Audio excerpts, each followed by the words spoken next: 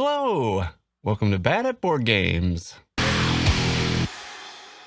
I'm Brad Lake, and I'm bad at board games, so you don't have to be. Today we're going to be talking about Andromeda's Edge. It's doing extremely well on GameFound, and it's the successor to Dwellings of Everdell. So stick around as we talk about this, find out, did I back it, and is it worth your money? What is the value rating, including shipping, for Andromeda's Edge? So let's take a look. So we are up to $1,283,000 now. We have 7,786 backers. So it's doing very well for any Kickstarter, really. If you start hitting over $1 million, it's like you have won on all fronts. So what is making this one special? And then is this something that you should be interested in, or do we wait? So I'm going to read this a little bit. Andromeda's Edge is a worker placement game in which your workers are upgraded to starships, and each with different special abilities. The game board features a hex tile where you're going to be exploring more of the universe or known space, so to speak, and more worker placement hex tiles are going to be coming out. And then, let's see, your player board is customizable as your space station, and it allows you to build a generating engine tableau that attaches various types of upgrades and tech tiles and buildings that you can put out on the board and so forth. So let's take a look at some of these items. It has some asymmetry with the different factions, but it's not. I always caution people now as this is not an asymmetric game. It's not like Root. The gameplay is the same, but then it's the typical, this faction can do tech and this faction can do war and this faction can do something else. That's the asymmetry they're talking about. So this package that we're seeing here is the Kickstarter only version, unless your retail or local gaming store buys into, like a 5-pack or a 10-pack for this version. You won't see this at retail. However, they do have a retail version coming. So looks very nice. I've seen some chatter online that the color palette's so bright that it just kind of looks like somebody like puked the primary colors onto a board. But I think it's kind of nice. I understand where they're coming from. I feel like some of the colors could have been a little more muted, and this is coming from somebody who likes color. I like what they did on the box here, and then it's very vibrant. Let's just say that. You will see a lot of neon on the board. So we've got Tim and Jesse. They've talked about this. I would give a bit of caution. They're kind of fanboys of this, especially Tim. He was a big Dwellings of Everdell person. So try to find somebody more in line with your gaming preferences. Both good channels, but they definitely, I would say they have some bias to this game. So you want to try to find somebody that's a little bit more midweight, mid-level when you're thinking about your money and getting on the hype train or not. All your workers are starships, and you're going to have to build those starships, and you start out with like the basic, station. Here's a bunch of upgrades that you can put out on the map, and you're going to build these off of your stations. And then if you're getting the deluxe version, you can get game trays here, and game trays are always great, right? I think there's only been one game I thought the game tray didn't really help because there was just so much. I mean, it was a nice storage solution, but I don't know if the gaming solution was all that great. But that's rare.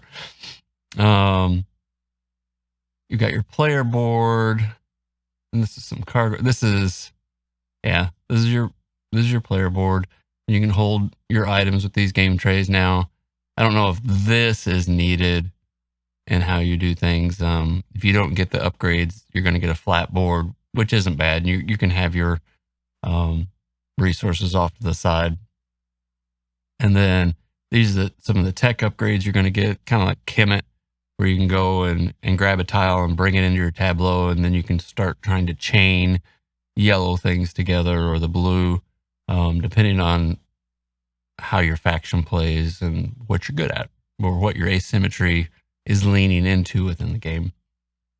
We talk about all the game trays again. And I wish more Kickstarters or crowdfunding or GameFound would do this right here. You're actually seeing what is in the base game, and it doesn't feel like you have to go searching for it, and what isn't. And then you get to see what the deluxe edition has to offer. So in the base game, you're not going to be able to play 5 players. In the deluxe edition, you will be able to play 5 players.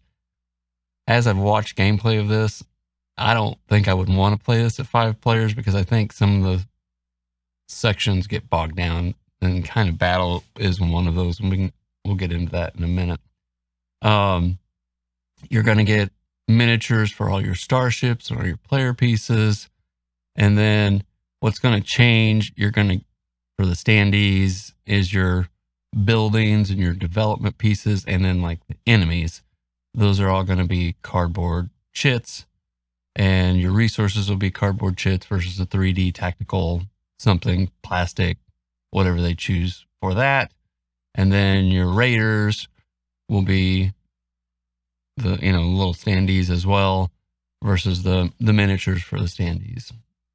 So your game preference will be determined on which way are you leaning, but you are going to be spending not quite twice as much for all those miniatures to get the deluxe version. So a lot of similarities.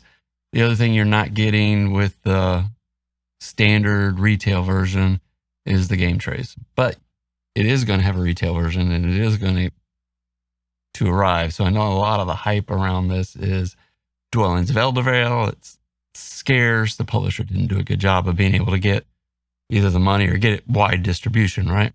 So I think there's a FOMO of this, like, I wasn't able to get Dwellings of Everdell. I hear it's great. I want to get this while it's there. Well, this one has a little bit more clout, and they're going to get this to retail. So maybe it'll sell out quickly, kind of like Heat's first round if it's really good. But it is going to come to retail. And then some of these quotes that they don't talk about a lot about gameplay in these quotes, so that kind of worries me a little bit. They're pulling quotes. They're like, the best one this designer's ever done. Okay. So what? It's crunchy, meaty, tasty. This is not a crunchy game. This is light. And Dwellings of Eldervale is a light game, and I haven't played it, but it's a lightweight game. Arnak, we got the Flame Keepers here. It's a lightweight. It's in the 2s, maybe a 2.5. This is not, they talk about this being heavier than Dwellings, but in relation to Dwellings is not hard. Dwelling does not have a lot of weight. Like this one makes me laugh. The best game that Luke Laurie has ever designed. He hasn't designed that many, and that doesn't necessarily mean it's good. It just means it was better than his last ones. So sorry, I just think some of those things, like how are people worrying around it, right? Is that the best thing they could pull? So all in, you're going to be at $189. This retail offer is a little screwy to me for $49. That mean that retailers are getting it for $49 each, maybe. Most games you're at least going to get 100% markup for profit on. The standard edition's at $69. You can actually get an upgrade kit, which will give you the items, but this one kind of is strange to me, because you might as well just get the deluxe edition if you want the upgrade kit. So we'll get to that in a minute. We got a lot of stuff, lots of stuff. So these module expansion packs. Those are kind of like your tech upgrade that you can bring and build your tableau out. And we've got some nice wooden resources. I like wooden resources more so than the plastic ones. I almost like those more than the coins, because a lot of times the coins, you don't use them that much, but you're always using these resources and putting them back and forth into the mix.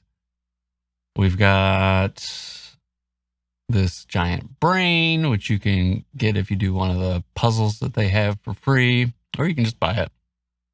And a few extra things. Got a set of neoprene dice trays. I like neoprene dice trays, but I'll just go buy the solid color ones off Amazon for $10. And then we got Flame Keepers, faction, card, and ship. And that's a node to Flamecraft, or a nod to Flamecraft, not a node. And they're not, well, it's $4 for 3 jumbo dice, but that almost doesn't seem horrible. I hate it when they're charging you $20 for 10 basic dice. But anyway, that you would probably pay that at a regular game store. So I don't feel like it's getting completely destroyed. This is your tech tree, and this is where you're going to get the majority of your victory points. And then cards that you have can like be a multiplier for these victory points. So every one of these numbers on this tech tree are the victory points you're going to get depending on how high you go. So if you look at the center with fighting, you go all the way up to the top, you're going to get 20. So each one of these, if you can get to the top of the tech tree, is going to give you 20 victory points at the end of the game. So that's what that's doing. And we've got tiles that go out on the board, which are your worker placement locations. Only one person can be at a location. If you go to a location where somebody's at, you're going to battle. And then whoever wins that battle gets to stay there, and the other person's ship is removed. And they've got some upgrade stuff, which doesn't really change things. This is the puzzles you can do for the big brain, which I think that's kind of neat. I just wish I didn't have to do the puzzle because I'm lazy. And then we've got more cards, and they're talking about the different asymmetry of the factions. And I'm just going to scroll through this because you guys can read just as well as I can. I think the Flamecraft portion is kind of funny. We've got the plushie, so we got the space dragon, and then lots of things that they've unlocked, kind of. But they still haven't unlocked everything, which is kind of funny since they're over $1 million.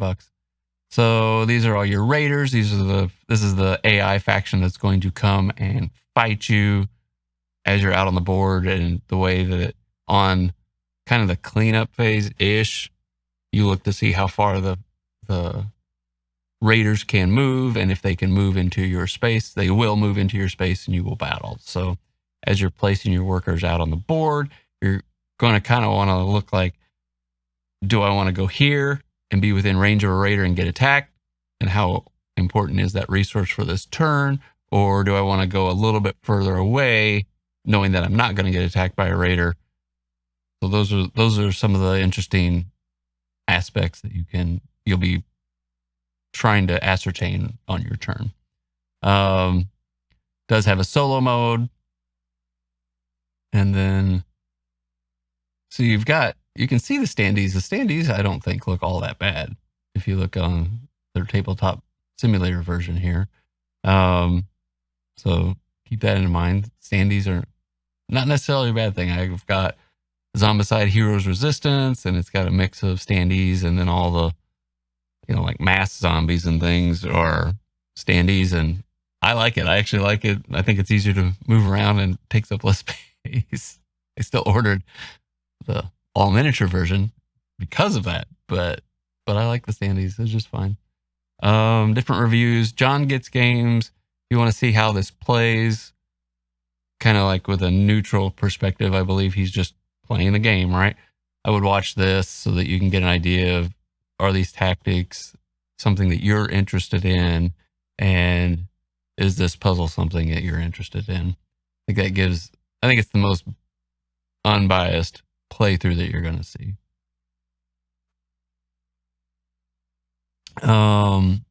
Tim Chun does nice cinematic B-roll. I also try to do that myself, but like I said, he's done all the different factions and stuff. And if you're interested in just learning more about it and seeing some cool effects, but just realize he has a strong bias towards this game. So that's my only caveat for that. We've got the all-in and standard. Those are your two versions. And then we're going to get to shipping. So shipping, and I don't necessarily believe these costs. You've got $22 for the base game and then the small expansion that they have. And then they're saying $25 for the deluxe and $28 for the all-in. Now, as I've been getting charged for different shipping, it's never $3. It's not going to be 22, 25, and 28. It's probably going to be like more 5 to 10. The 5s being, like, oh, I hope it's only $5 more, right? I think your base box is probably going to be 25. I think your deluxe box is probably going to be 30, and you're all in, 35. If I were going to be a guessing man, so, and that's to the continental U.S. And I know everybody else, like Eurozone 3 or some of these other zones, can really take a hit. But the nice thing is, I believe that they're trying to keep the prices down a little bit, and they're putting some of the shipping costs into the game. So by the time that this rolls around for us to pay, hopefully this shouldn't double. They should have some of that shipping cost baked into the game and not trying to burden us with the entire amount. This should be their flex based on what's happening with VAT and all the taxes and all that kind of stuff. This should be what they don't know or are unsure of. So let's take a look. Where are we at with our value? So get the load back up here. And so they have the all-in over here on the right, but you don't get that choice. There's nothing else.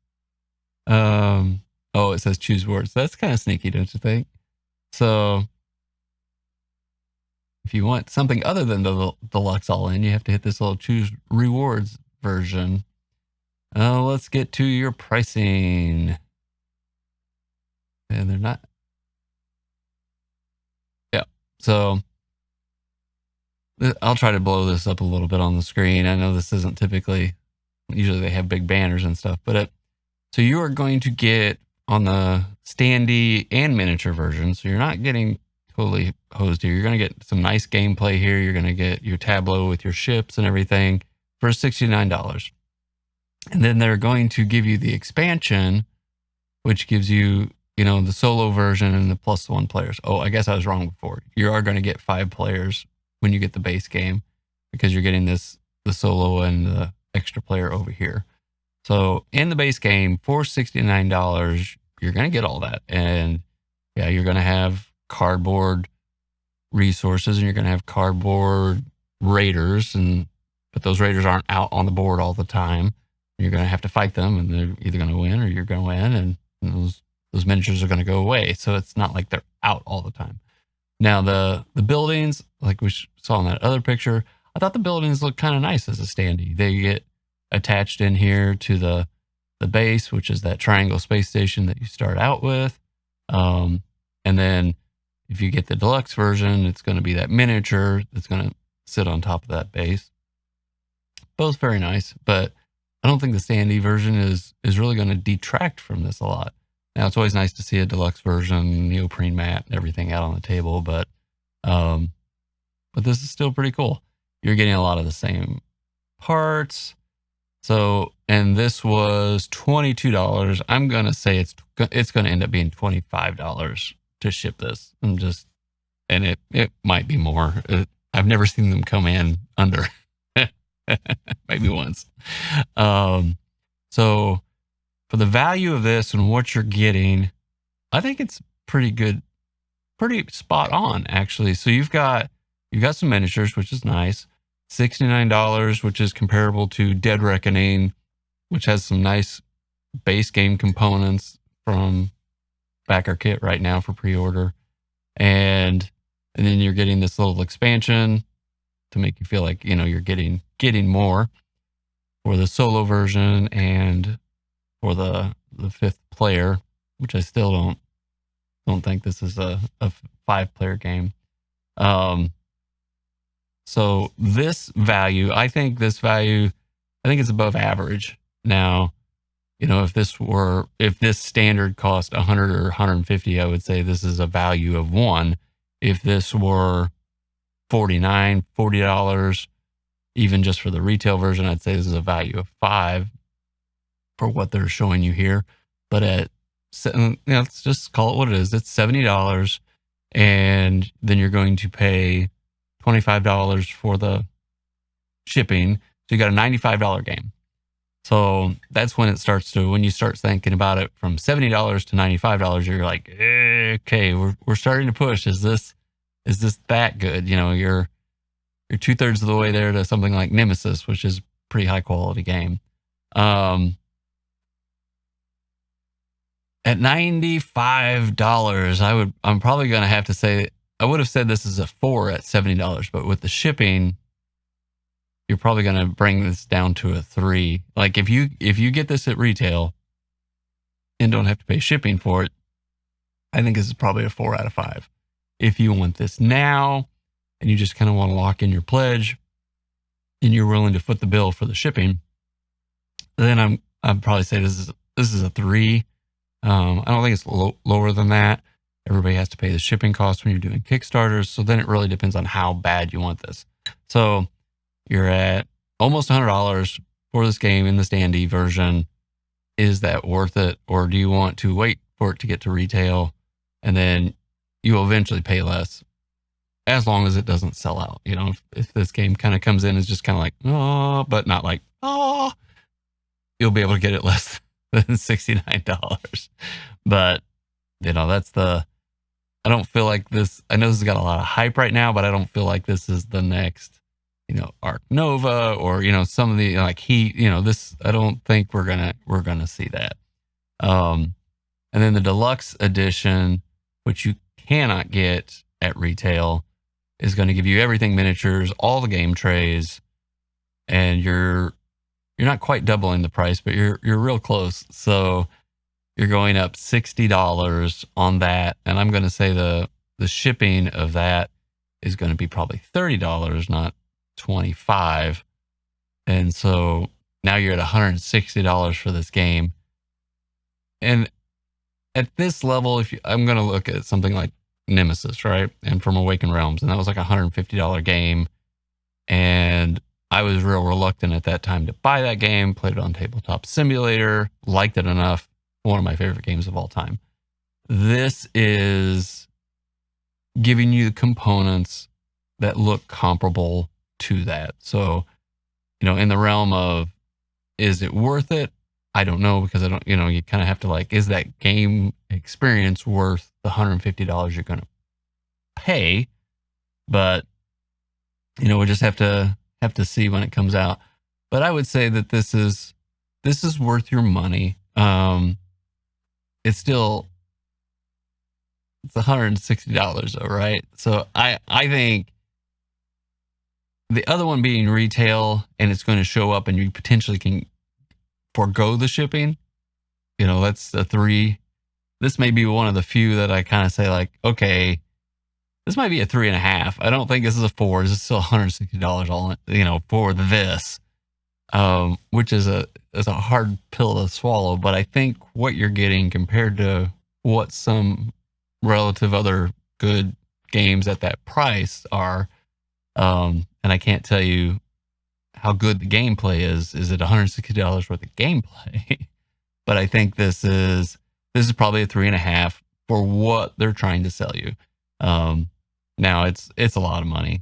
I can't tell you to do that, but I almost want to.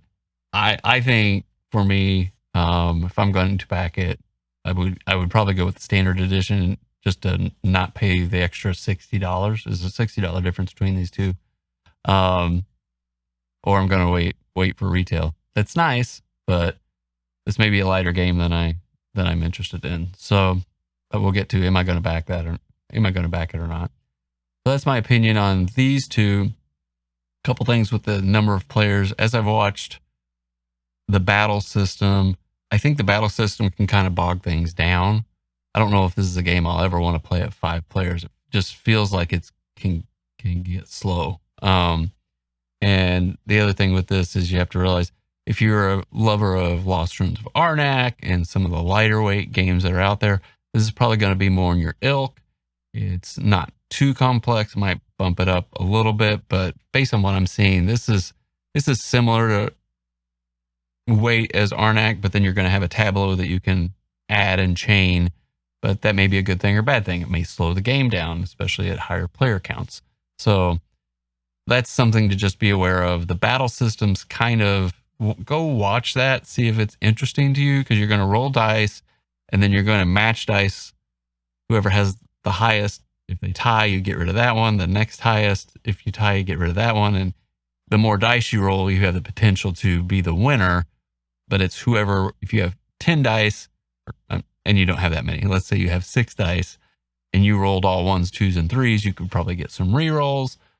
And then if the highest is a 5 out of your 4 dice or 5 dice, and your opponent has 1 dice and they roll a 6, they win.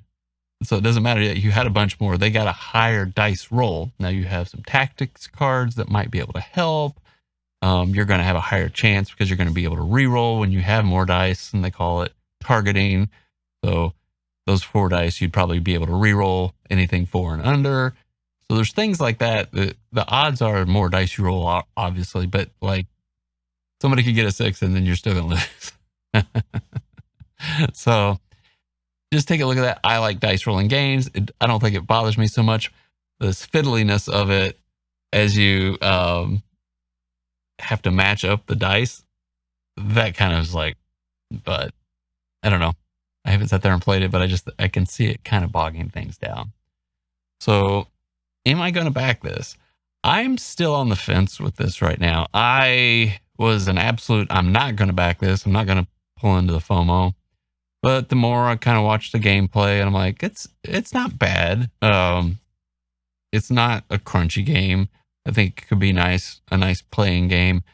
But I worry about a few of the mechanisms slowing things down and it overstaying its welcome for the weight it is. I don't mind playing a 3-hour game. Played Great Western Trail this last week, Argentina, and it was a 3-hour game, and I loved every minute of it. And it didn't overstay its welcome. This, I almost feel like, could overstay its welcome for this worker placement tableau back and forth system. So keep that in mind. I am going to say I'm not backing it just yet. I haven't hit the buy button. We've got a few more days, 5 more days. I'll try to get this up tomorrow. So when you see this, it'll probably be 4 more days. Maybe I'll get it up today. I don't know. But yeah, so that's where I'm at. What do you think? Have you backed this? There's a lot of people that have. The community is very interested in this. I think the community wants to get this designer something out there, and it's all that scarcity from Dwellings of Everdell is driving this, I think, a lot. So everybody's like, I'm going to make sure I get this. I would have been right there, because of all the hype that's been around Dwellings, but just realize lighter weight, so that's got to be in your ilk. And then, go check out, a gameplay of it and see if it's something that interests you. Like, this is space, checks the box. Lightweight for me, And then I don't know. There's something about the feel for me is just not pulling me in, but I haven't been able to play it. That always gets to be tough. So make sure you check the FOMO and see how you're spending your money. You can't pay off your credit card. Don't get it. Doesn't matter how good of a deal it is. Just remember that. The interest you pay on your credit card will be more than the savings you're going to get from any Kickstarter. That's the dad advice in me. So thank you very much for watching. Hopefully you enjoyed this. And just remember, no matter how you play, whether you play solo, with family, or friends, enjoy whatever you are bringing to the table. Have a good night.